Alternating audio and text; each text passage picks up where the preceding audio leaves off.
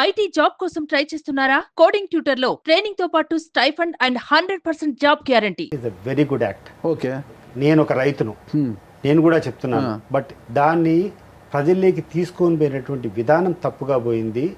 ఏ రకంగా అయితే కొంతమంది కూర్చొని ఆయన మెప్పు పొందాలని చెప్పి, జగన్మోహన్ రెడ్డి గారి మెప్పు పొందాలని చెప్పి ఆ ఫోటో పెట్టాలనుకోవడము, లేకుంటే అది చేయాలనుకోవడము, ప్రజల్లో కన్ఫ్యూజన్ క్రియేట్ చేయాలనుకోవడము, అది రాంగ్గా పోయింది. ఎవరో చెప్తే జగన్మోహన్ రెడ్డి గారు ఎలా ఫాలో అవుతారు? రాష్ట్ర ముఖ్యమంత్రిగా ఆ మాత్రం ఆలోచించారా? మీరు ఒక రైతు కదా, మీ పాస్ పుస్తకంలో జగన్మోహన్ రెడ్డి గారి ఫోటో పెడితే మీరు ఒప్పుకుంటారా? తప్పేముంది? ఆయన ప్రభుత్వం ఇస్తున్న సంక్షేమ పథకం కాదు అది ఫోటో పెట్టుకోవడానికి. సార్ ఒక్కటి, ప్రభుత్వం ఇచ్చే జగనన్న కాలనీలో కావచ్చు, ప్రభుత్వం ఇచ్చే సంక్షేమ పథకాలకి ముఖ్యమంత్రి గారి ఫోటో పెట్టుకోవచ్చు. మీ సొంత ఆస్తికి ప్రభుత్వం ఇచ్చే పట్టాదార పుస్తకం ముఖ్యమంత్రి ఫోటో పెట్టడమో, లేకుంటే ప్రభుత్వ సింబల్ పెట్టడమో. ఇప్పుడు నా ఆస్తి అయినా కూడా ప్రభుత్వ సింబల్ వేస్తుందా? ప్రభుత్వం రాజముద్ర వేస్తుందా? రాజముద్ర వేదంటే గెజెట్, ఇది మీ ఆస్తి, ప్రభుత్వం గుర్తించింది. వాళ్ళ ఆస్తి మా ఆస్తి అని చెప్పామా? జగన్మోహన్ రెడ్డి ఆస్తి అని చెప్పారా? కస్టోడియన్ ముఖ్యమంత్రిగా, ప్రభుత్వం దానికి కస్టోడియన్ మాత్రం ముఖ్యమంత్రిగా, వాళ్ళ ఆస్తులకు కాదు. 100% ఉద్దేశంలో ఎటువంటి తప్పు లేదు. Land titling act is the best act. ఈ రోజు కూడా నేను చెప్తున్నాం, ఈ రోజు కూడా మేము నమ్ముతున్నాం. బెస్ట్ ఐడియా నేను చెప్తున్నా కదా. దాంట్లో జరిగినటువంటి ఈ లొసుగులు కొన్ని, మీరు ఇప్పుడు దాంట్లో ఏం పెద్ద తప్పు నాకు అర్థం కావడం లేదు. దాన్ని క్రియేట్ చేసి కొంతమంది ఆయన ఫోటోలు పెట్టుకుంటున్నాడు, మీ ఆస్తి ఆయన్నే తీసుకుంటాడు, ఈ ఆస్తి అంతా తీసుకుని పోయి తాకట్టు పెడతాడు, ఈ రకంగా చెప్పడం జరిగింది. అసలు ల్యాండ్ టైటిలింగ్ యాక్ట్ అనేది, ఈ ఎనాక్ట్మెంట్ పార్లమెంట్లో ఈరోజు కూర్చున్నటువంటి బీజేపీ ప్రభుత్వం దిస్ ద బెస్ట్ యాక్ట్ అని చెప్పి సర్టిఫై చేసింది. విమర్శలు మన ఏపీలోనే వచ్చాయి. అదే చెప్తున్నా కదా. ఇప్పుడు మేము సమర్థవంతంగా ఒక విధంగా అమలు చేసే, మన ఏపీలోనే కదా మరో రకంగా అమలు చేశారు. నా తండ్రి ఫోటో ఉండాలి కానీ జగన్మోహన్ రెడ్డి గారి ఫోటో ఉండాలి చెప్తున్నా కదా. కొన్ని తప్పు సలహాలు, ఇప్పుడు ఆ రకంగా ఫీలింగ్ అదే గాన పెట్టకుండా ఉంటే ఎటువంటి ప్రాబ్లం లేదు.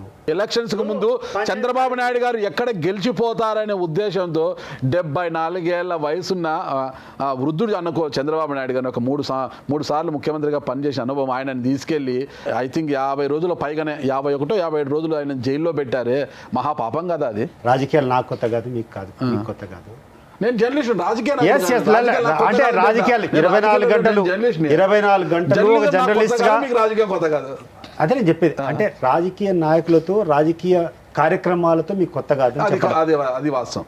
జగన్మోహన్ రెడ్డి గారి వయసు, రాజశేఖర రెడ్డి గారు చనిపోయినప్పుడు ఎంత 35-36 ఏళ్ళు ఉంటాయి. తండ్రి చనిపోయాడు, ఒక గొప్ప నాయకుడు చనిపోయాడు. ఏ రకంగా చంద్రబాబు నాయుడు గారు బిహేవ్ చేశారు, ఏ రకంగా కాంగ్రెస్ పార్టీ బిహేవ్ చేసింది, ఒక్కసారి ప్రతి ఒక్కరు కూడా ఒకసారి పరిశీలించుకోవాలి. నిజంగా ఈ మాటలు చెప్పేటప్పుడు కళ్ళలో నీళ్ళు తిరుగుతున్నాయి. 36 ఇయర్స్ వయసులో ఉన్నటువంటి ఒక తండ్రి చనిపోయినటువంటి బిడ్డ దగ్గర అమానుషంగా కూర్చొని అవినీతి చేశాడు, అక్రమాలు చేశాడు అని చెప్పి 18 నెలలు జైల్లో పెట్టారే. నేను అడుగుతున్నా ఈరోజు చంద్రబాబు నాయుడు గారిని, లోకేష్ను, మిమ్మల్ని ఎన్ని వందల సంవత్సరాలు జైల్లో పెట్టాలా? లేకుంటే గుండె విప్పి లేదు కాదు గుండె విప్పి మీరు చెప్పండి, అవినీతి కార్యక్రమాలు మీరు చేయలేదా? తెలుగుదేశం పార్టీ అవినీతికి దూరంగా ఉందా? లోకేష్ గారు, చంద్రబాబు నాయుడు గారు అవినీతి తావులేనటువంటి పరిపాలన చేశారా? ఆత్మశుద్ధి చేసుకొని చెప్పండి. మీలో అవినీతి ఉండేటప్పుడు, ఈ రాష్ట్రంలో, ఈ దేశంలో ఉన్నటువంటి ప్రతి ఒక్క పార్టీలో అవినీతి ఉండేటప్పుడు, అవినీతి ఈజ్ పార్ట్ ఆఫ్ గవర్నమెంట్ అనేటప్పుడు ఒక వ్యక్తిని తీసుకొని 36 సంవత్సరాల వయసులో ఉన్నటువంటి తండ్రి చనిపోయినటువంటి వ్యక్తిని తీసుకొని 18 నెలలు మీరు చేసినటువంటి క్రూరమైనటువంటి చేష్టలు బాధకరంగా లేవా? చట్టసభల్లో కాదు, 75 సంవత్సరాలు ప్రభుత్వాన్ని అంతా అనుభవించి డబ్బులన్నీ సంపాదించుకొని ముసలి వైపులో నీకు ఒక 40-50 రోజులు జైల్లో ఉండాలంటే నీకంత బాధ ఉండేటప్పుడు 36 సంవత్సరాల్లో తండ్రి చనిపోయినటువంటి బాధలో ఉండేటువంటి వ్యక్తిని కూర్చొని ఆయన పాపులారిటీని తట్టుకోలేక, జనంలో ఆయనకు ఉన్నటువంటి సపోర్ట్ తట్టుకోలేక, ఆయన వస్తే మీకు ఎక్కడే కానీ స్థానం ఉండదని చెప్పి మీరు పడినటువంటి కుట్రలు, కాంగ్రెస్ పార్టీ, తెలుగుదేశం పార్టీ పడుకొని ఆయన మీద పడినటువంటివి, ఇవన్నీ కరెక్టా? సతీష్ సార్ ఒక్క నిమిషం, నేను కూడా ఒప్పుకుంటా.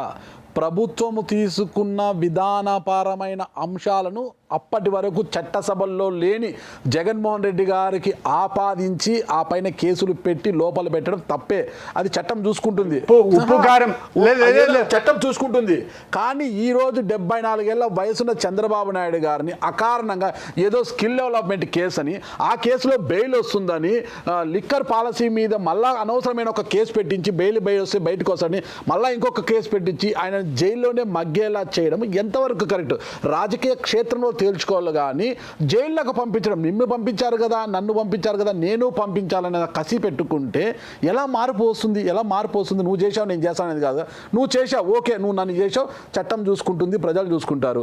సరే, నువ్వు ప్రజాక్షేత్రంలో నాతో తలపడి అనుకోవాలి కానీ చంద్రబాబు నాయుడు గారిని లోపల పెట్టడం అనేది ఎంతవరకు కరెక్ట్ అంటారు? 100కి 100 రూపాయలు మనమందరం కూడా ఆలోచన చేయాల్సింది, నిజాయితీగా ఆలోచన చేయాలి. రాజకీయాలు నడపడం, అవినీతి లేకుండా నడపడం సాధ్యమవుతుందా? ఈరోజు ఏదైనా పార్టీ లేదు, లెట్ మీ కంప్లీట్. మీరు ఒకసారి మీరు ప్రశ్న ఇచ్చిన తర్వాత దయచేసి నేను చెప్పినంత వరకు ఓపిక విన్నారు.